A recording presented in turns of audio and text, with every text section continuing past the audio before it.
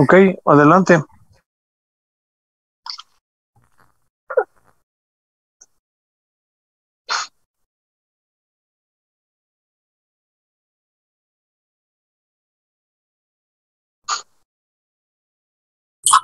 Ya se ve en grande, ¿verdad?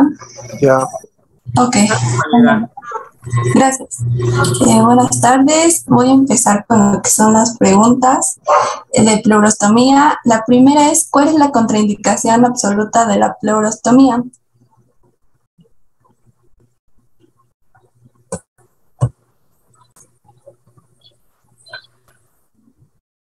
Sí, adelante.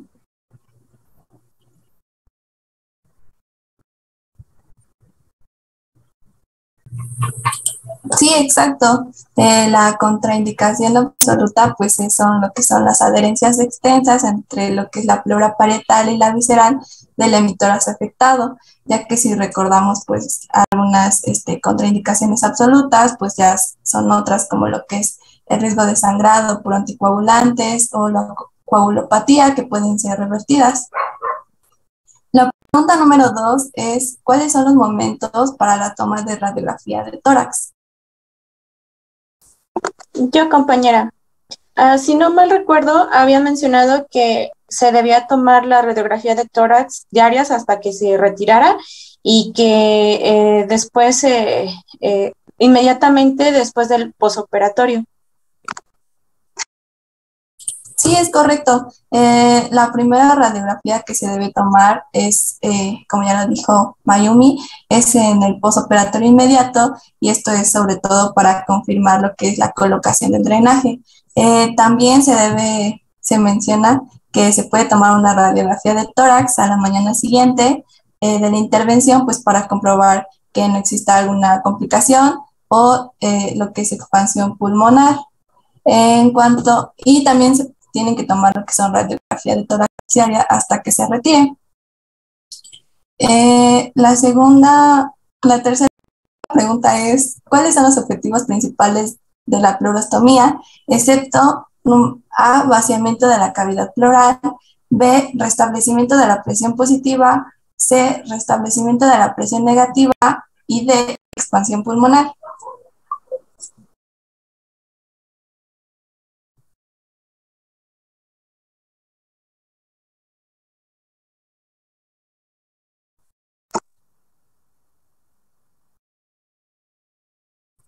Sí, exacto. Si recordamos, los tres objetivos principales de lo que es la pleurostomía es el vaciamiento de la cavidad pleural, ya sea por colección gaseosa o líquida, el restablecimiento de la presión negativa y buscamos lo que es una expansión pulmonar. Aquí está. La pregunta número 4 es, ¿cuáles son los elementos principales del sistema de drenaje? Son tres.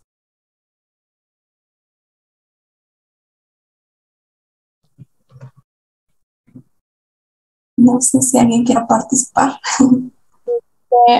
Era el sistema de aspiración continua, la trampa de agua y el recolector.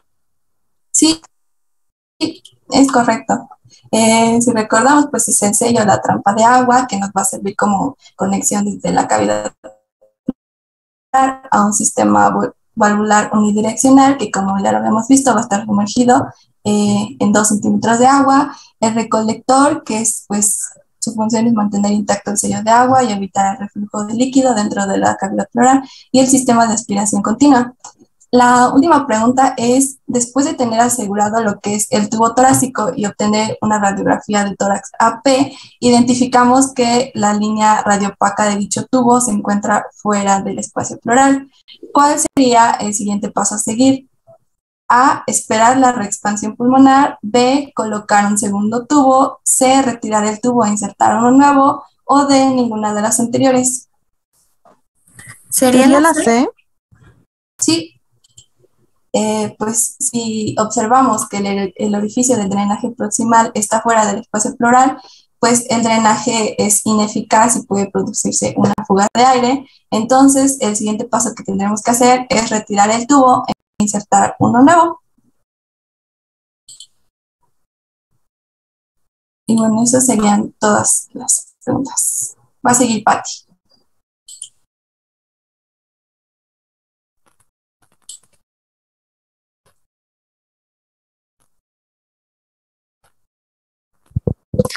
Bien, buenas tardes, compañeros. ¿Ya ven pantalla? Ya, compañera. Sí. Va, nada más que se haga grande.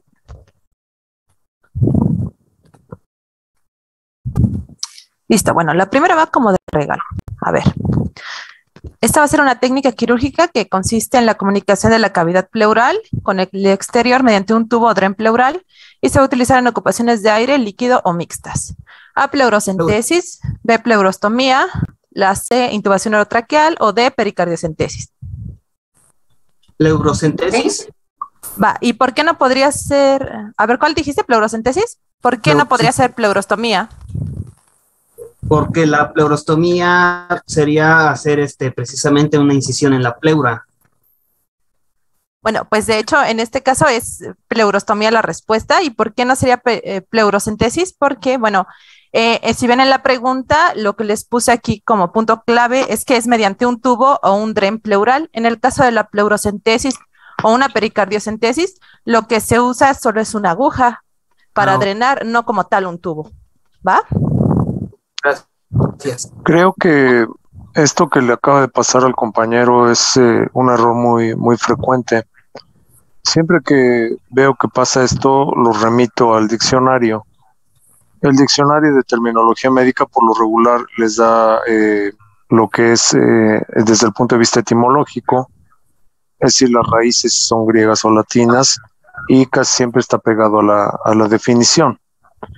No se confundan cuando la partícula que se usa es la centesis, como en este caso que mencionan pleurocentesis, significa punción, como bien dijo la doctora. Entonces, cuando ustedes dicen pleurocentesis, pues es punción de la pleura.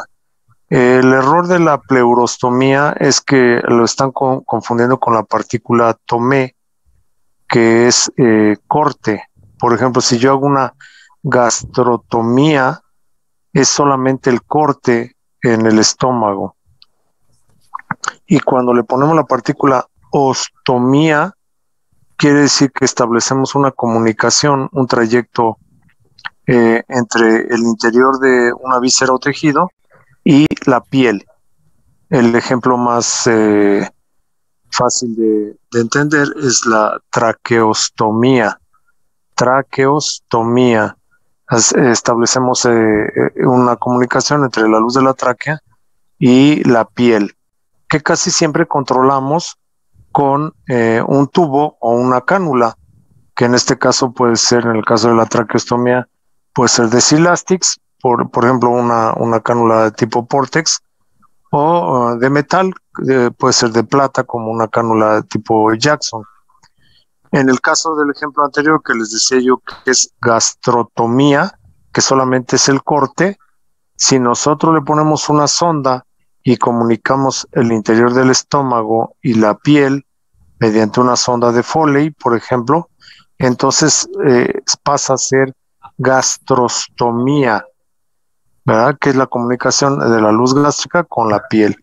Y la controlamos mediante una sonda de Foley para que nosotros podamos suministrar por ahí algún contenido activo, como podría ser la nutrición, gastroclisis, ¿verdad? Una dieta líquida de las calorías que ustedes calculen, 1500, 2000, 2500, etcétera.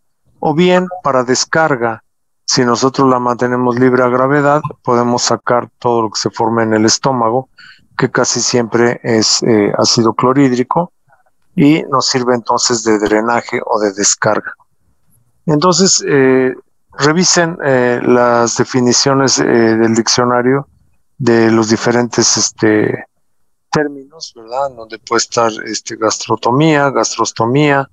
También hay otro que se confunden frecuentemente, que es cuando tiene la partícula ecto, ¿verdad? Cuando yo digo gastrectomía, quiere decir que estoy estirpando una parte del estómago, ¿verdad? Por ejemplo, una antrectomía. Le vamos a quitar el antro, en este caso, al estómago. Entonces, revisen bien los términos porque vamos a tener que hablar el mismo idioma. Ustedes cuando lo lean en un expediente tienen que entender exactamente a qué se refiere el término. No es lo mismo hacer un corte que hacer una punción, que establecer un trayecto fistuloso. Y bueno, pues eventualmente ustedes algún día lo van a tener que escribir en alguna nota o en algún récord postquirúrgico, y pues tienen que saber redactar qué es lo que realmente se le hizo al paciente, ¿no? Eso era lo que quería comentar, perdón por la interrupción. Doctor, Muchas gracias, Doc, por la aclaración. ¿Ibas a hablar, compañero? Adelante. yo había encontrado la definición, y la pleurostomía es la incisión quirúrgica de la pleura a través del espacio intercostal. Es correcto, pero no vas a dejar el corte como tal, ¿sí? Si le metes la S, pleurostomía, quiere decir que vas a establecer la comunicación desde el exterior, que es por donde abordaste piel, tejido celular subcutáneo, músculos intercostales y la solución de continuidad en la pleura parietal. Y todo ese trayecto lo vas a comunicar lo vas a controlar mediante una cánula, ¿verdad? Que es una cánula de pleurostomía. Cuando tú nada más haces la incisión, no lleva S, es pleurotomía. Claro está que técnicamente para hacer una pleurostomía, pues tienes que hacer primero una pleurotomía. Como para yo hacer una traqueostomía, al llegar a la tráquea tengo que hacer una traqueotomía, el corte de la cara anterior de la tráquea, y en ese entonces todo el trayecto, piel, tejidos celular subcutáneo, los músculos, el músculo platisma, los músculos cinta del cuello, el espacio pretraqueal y la tráquea, la tenemos que ocupar con una cánula. Puede ser metálica o sintética, y entonces ya tenemos una traqueostomía. Pero para hacerla, pues tuvimos que hacer un corte, una traqueotomía. ¿Sí, Doc? Sí, doctor, muchas gracias. Doctora. Sí, bueno, para que no haya más confusión, aquí incluso en la definición dice que es una técnica quirúrgica. Entonces, pues eso va a incluir que hagamos una incisión, como dices, compañero. En el caso de las centesis, pues no es como tal una técnica quirúrgica. Bien, a ver, aquí. Son indicaciones de la pleurostomía, excepto A, hemotórax, B, quilotórax, C, empiema pleural tabicado o D, neumotórax sintomático.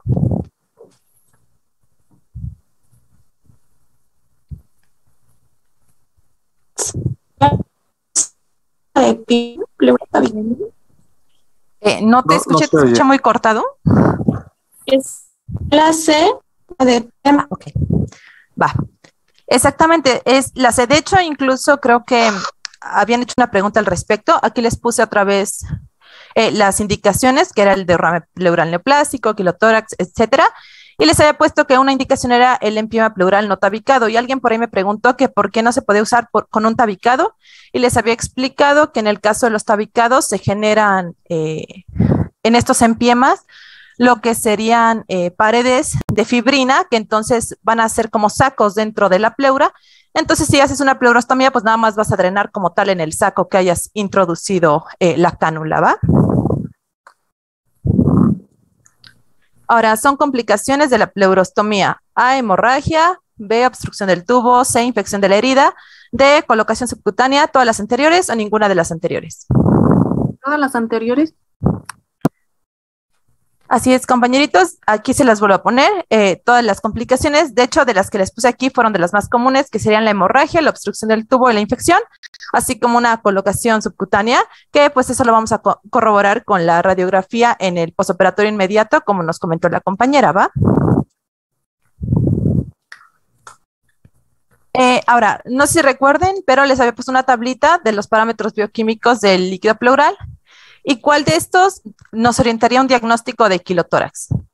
A, un pH menor a 7.2, B, una glucosa menor a 60, triglicéridos mayores a 110 o colesterol mayor a 60.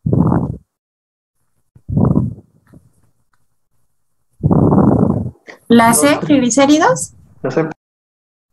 Exactamente. De hecho, aquí les vuelvo a poner la tablita.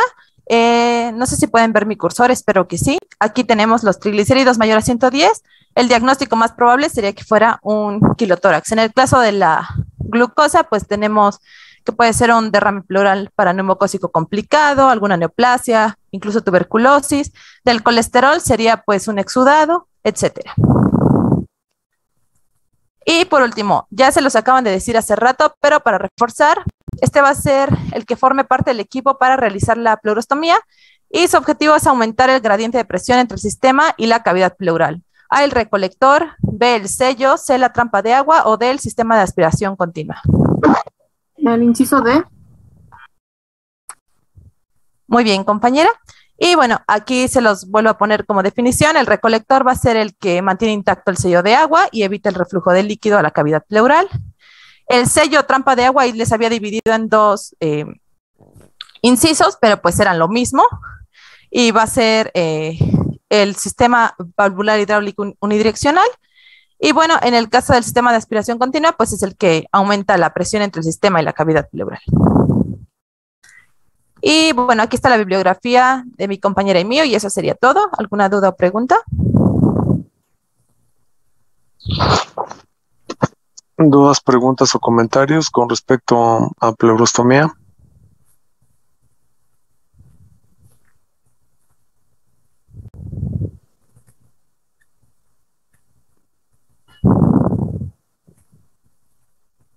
Parece ser que no, ¿verdad? No, doctor. ¿Podemos continuar con trauma cardíaco?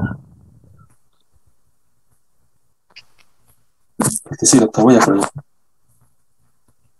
Montalvo y Morales. Sí, aquí estamos. Sí, doctor, aquí estamos.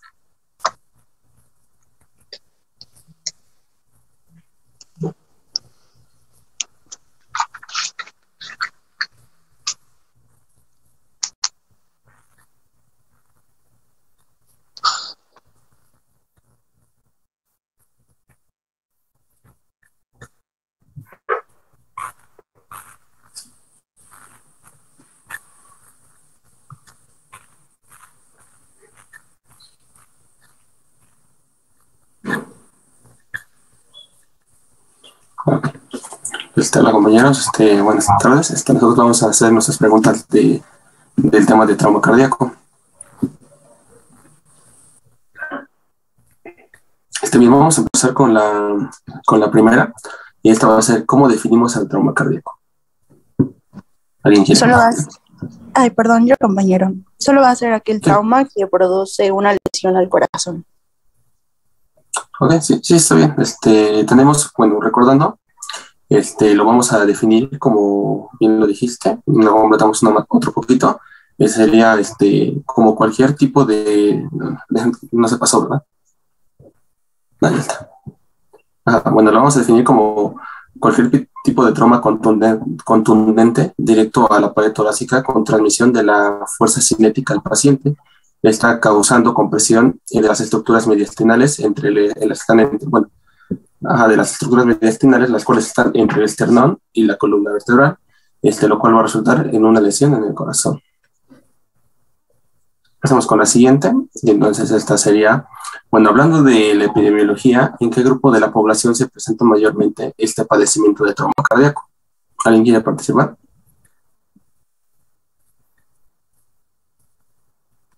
En la población joven principalmente. Ajá, sí, estás bien. Bueno, le paso la respuesta. Bueno, tenemos que el traumatismo cardíaco, tanto accidental como producto de una agresión, es hoy en día responsable de una gran cantidad de muertes, principalmente entre gente joven, como bien lo mencionaste. Ok, bueno, la siguiente. Va a ser, ¿cuál es la principal causa del trauma cardíaco? ¿Alguien quiere participar? Los accidentes de tráfico.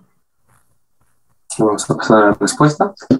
Ajá, sí, como lo mencionas, Recordemos que la causa más frecuente de traumatismo cardíaco es secundario al traumatismo torácico sufrido tras un accidente de tráfico, como lo mencionas.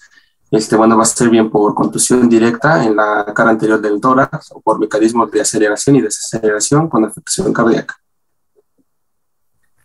Ok, la pregunta 4 es: ¿cuáles son los tipos de trauma cardíaco? Serían dos, el trauma cardíaco abierto y el cerrado. Sí, estás bien. Mira, pasamos a la respuesta. Bueno, tenemos que los traumatismos cardíacos cerrados son sin solución de continuidad con el exterior. Estos van a ser por caídas desde grandes alturas, por lesiones deportivas, por deportes de contacto y principalmente por accidentes de tráfico.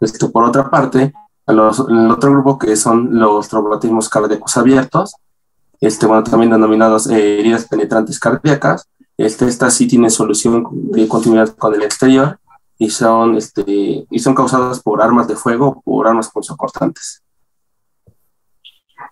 Y bueno, en la quinta pregunta es que en la exposición les había mencionado 3 complicaciones que daba el traumatismo cardíaco, pero pueden mencionar 3. Bueno, es de traumatismo cardíaco cerrado.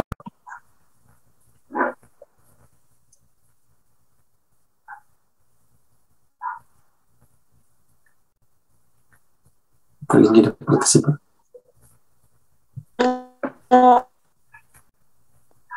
Podría ser el síndrome coronario agudo, la lesión aórtica y las arritmias cardíacas.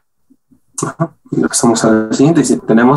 Si les había puesto 5, y tenemos que el taponamiento cardíaco, la contusión miocárdica, el síndrome coronario agudo, como lo bien dijiste, arritmias cardíacas y lesión aórtica. Muy bien. Pasamos a la siguiente. Sí. Vamos a continuar con las preguntas y, bueno, ¿cuál es la etiología del trauma cardíaco abierto? ¿Alguien quisiera responder?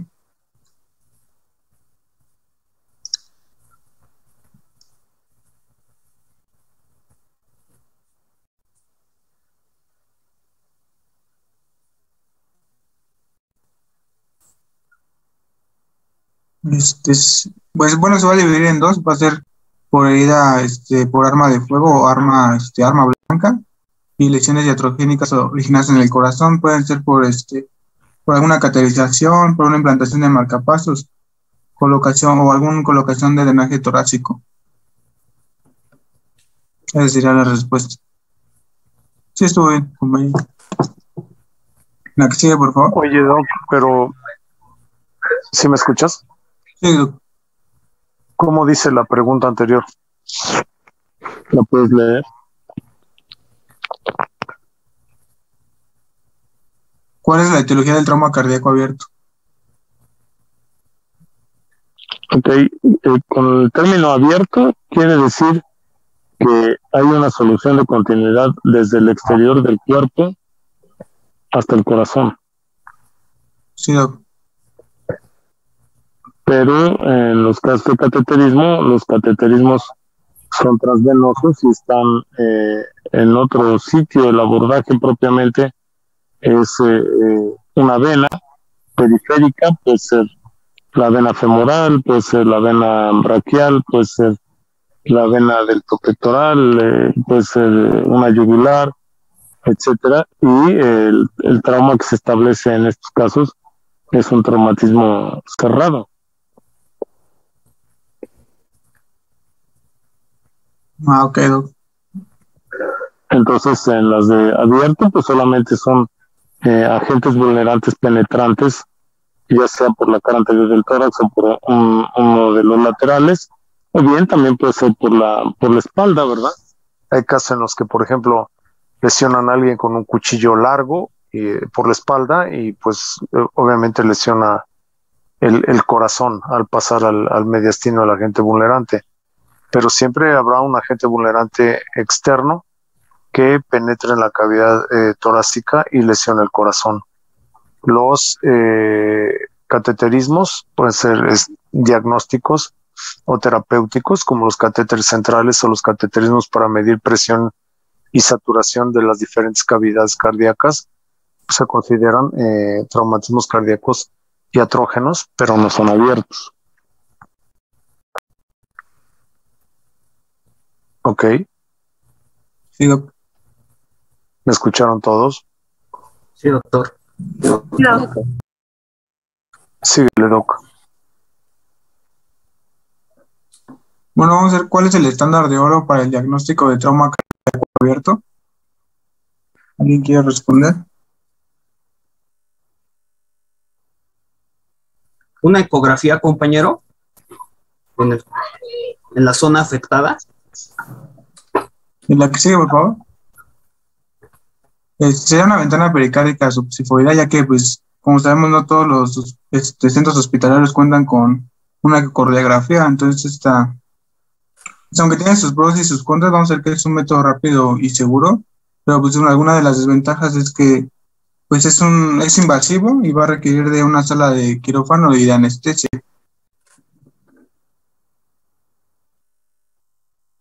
Y pues también esto se va a ocupar dependiendo del estado hemodinámico del paciente.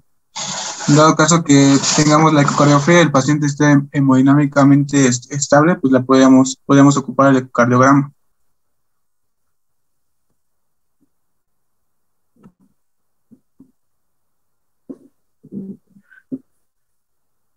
Bueno, la que sigue va a ser en el trauma cardíaco abierto. ¿De qué va a depender el tratamiento?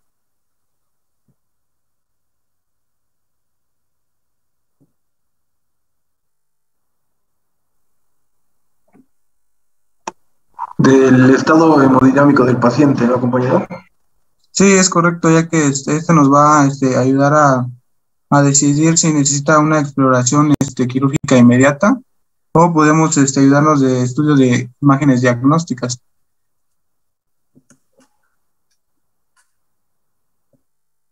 Bueno, la 10 va a ser, menciona el cuadro clínico del trauma cardíaco abierto.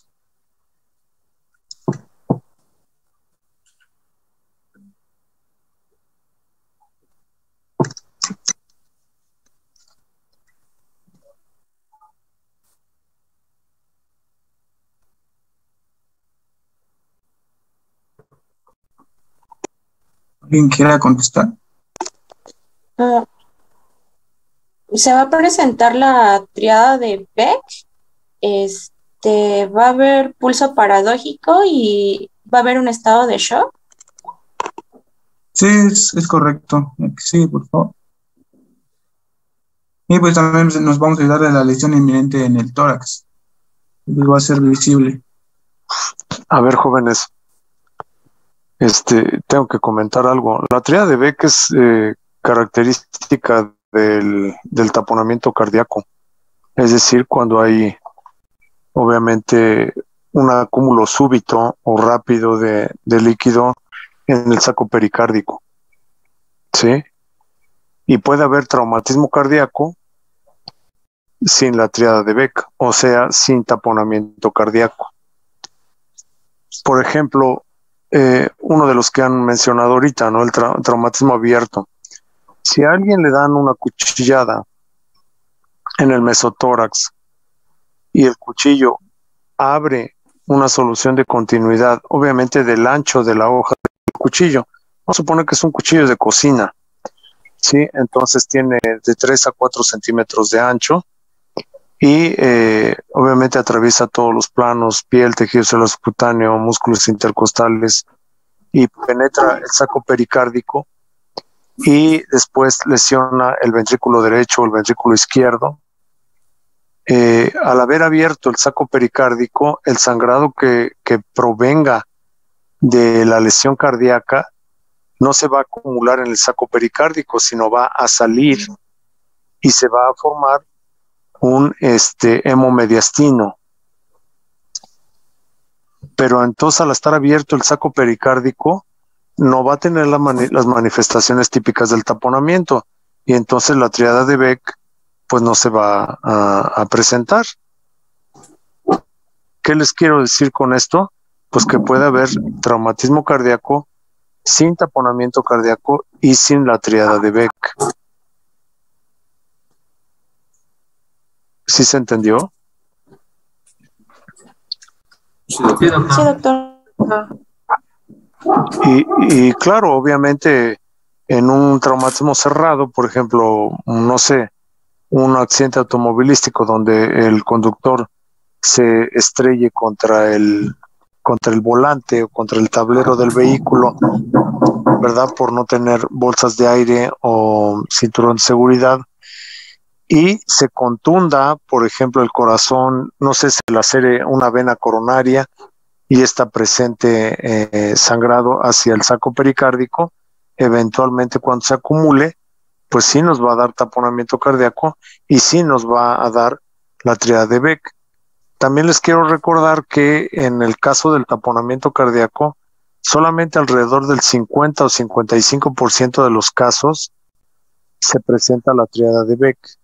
Es decir, la tríada de Beck no es constante en el 100% de los casos de taponamiento cardíaco, sino es un poquitito más de la mitad de los casos. ¿Qué quiere decir esto? Que puede haber taponamiento sin tríada de Beck. Entonces, piénsenlo y las manifestaciones del trauma cardíaco van a ser muy versátiles y van a estar en relación directa de cuál es la estructura cardíaca que se lesionó con el trauma.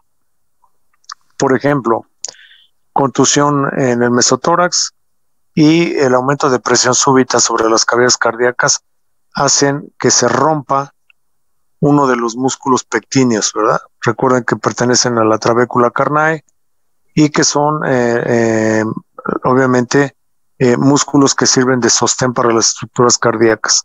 Y entonces se va a romper una valva de las válvulas o uno de los músculos papilares y va a quedar libre esa valva, ¿no? Si se trata, por ejemplo, de la tricúspide, recuerden que tiene 3 valvas y en el momento de la sístole, esa valva se va a evertir sobre la aurícula porque no va a tener íntegro su mecanismo de sostén y el flujo de la sístole ventricular que debe salir en dirección de la arteria pulmonar va a regresar hacia la aurícula derecha.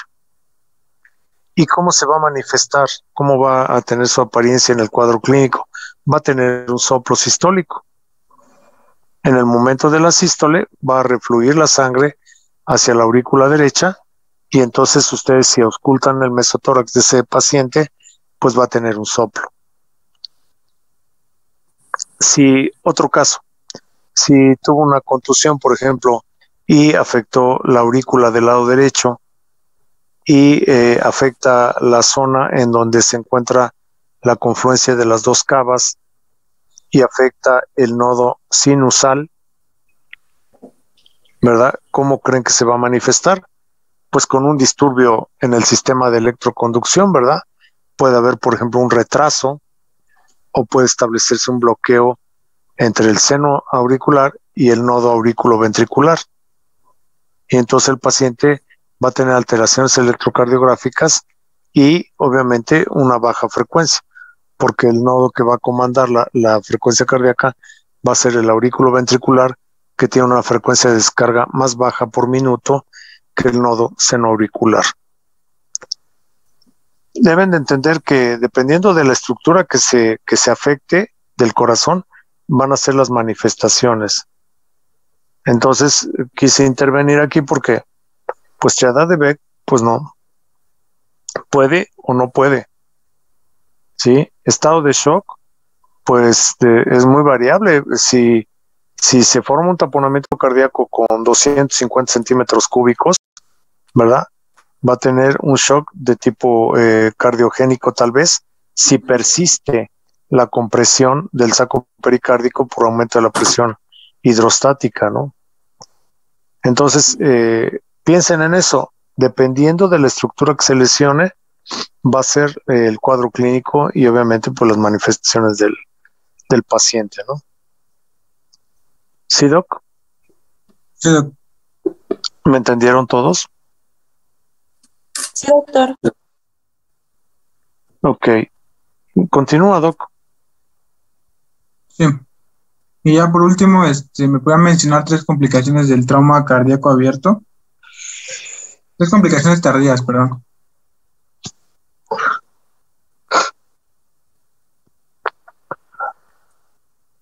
Bueno, recuerdo dos que eran lesión de alguna de las válvulas cardíacas o defectos del septum. Sí, así es, ya dependiendo de, ¿me puedes pasar por favor? Ya dependiendo de dónde haya afectado dónde se haya provocado la lesión, pues va a ser las complicaciones que se pueden presentar o no tardíamente. Y también podemos tener la hipocinesia ventricular o auricular si es que se ve afectada.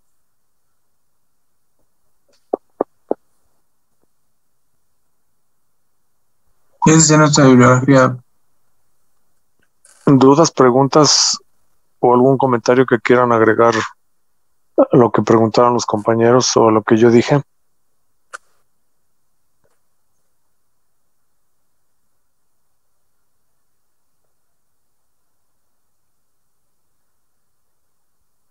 ¿Con trauma de tórax o con trauma cardíaco? ¿Qué dicen ustedes, compañeros? Creo que por lo que ya había leído, las complicaciones no se presentan tan frecuentemente, pero sí suelen presentarse dependiendo de qué tanto daño hayan causado.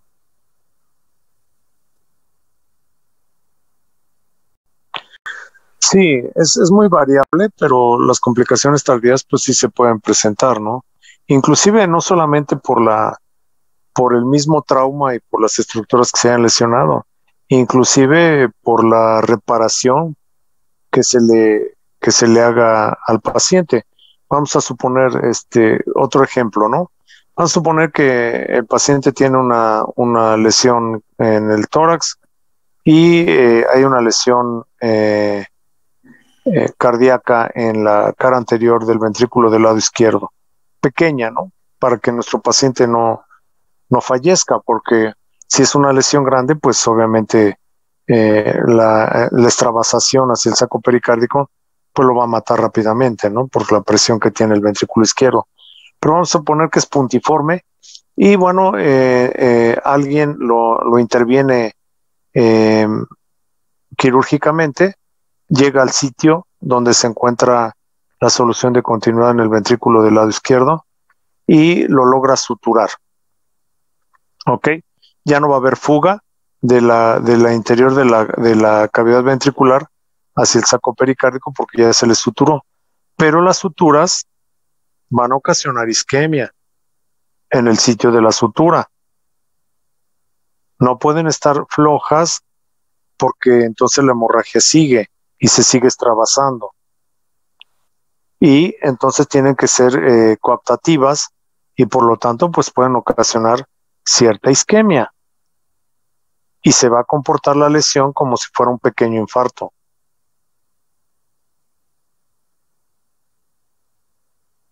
¿Sí, doctora? ¿Me va siguiendo hasta ahí? Otro ejemplo. A mí me gusta ponerles ejemplos porque son muy variables, ¿no? El paciente recibe una contusión en el tórax y entonces tiene una ruptura valvular. Hace rato pone yo de ejemplo la tricúspide, ¿no? Entonces se le detecta tardíamente porque pues persiste un soplo que eventualmente el paciente no tenía, ¿verdad? Porque hay la disfunción valvular, se le hace un ecocardiograma y aparece que pues está dañada la válvula y el cirujano de cardiotórax decide reemplazarla. La cirugía requiere de bomba de circulación extracorporal, oxigenador de rodillo, membrana o burbuja, mucha infraestructura y obviamente una válvula que puede ser biológica, puede ser porcina o puede ser una válvula de cadáver, ¿verdad? O puede ser una válvula mecánica. Entonces, bueno, ya se somete a la cirugía, se aborda el surco auriculoventricular a corazón detenido, se saca la válvula que está dañada y se implanta la nueva válvula. Se sutura el abordaje, se desconecta de la bomba de circulación extracorporal y queda reparada la válvula. Pero eventualmente el paciente va a tener que tomar depresores inmunológicos para no presentar rechazo, ¿sí? Puede ser que persiste el soplo, porque no es una válvula con la que él haya nacido, sino es una válvula injertada para resolver el problema anterior, y va a tener consecuencias tardías. Va a tener que tomar, por ejemplo, si le ponen una válvula mecánica, va a tener que tomar anticoagulantes el resto de su vida. Y va a tener que estar controlándosele los tiempos de coagulación porque está tomando anticoagulantes. ¿Sí, doctora? Entonces siempre te quedan secuelas y siempre te quedan complicaciones tardías, muchas veces no directamente por el trauma, sino inclusive por los métodos terapéuticos a los que se haya tenido que recurrir para salvarle la vida al paciente.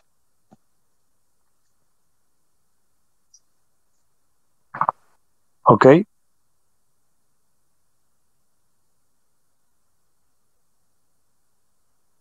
Ok. Sí, doctor. Doctor. ¿Alguna otra duda, pregunta o comentario?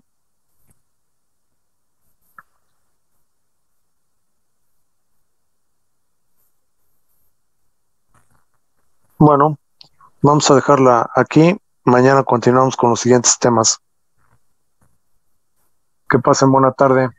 Gracias, doctor. Hasta mañana. Hasta mañana.